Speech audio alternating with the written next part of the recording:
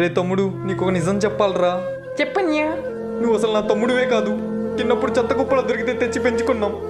ఏం మాట్లాడుతున్నావన్యా? నిజంగా తమ్ముడు, కావాలంటే నాన్న అడుగు. నాన్న వీళ్ళేమంటున్నారు చూడు, నేను చెత్త కుప్పలో దొరికానంట. అవునరా. అమ్మా నువ్వన్నా నిజం చెప్పమ్మా. నువ్వు మాకు చెత్త కుప్పలోనే దొరికావయ్యా.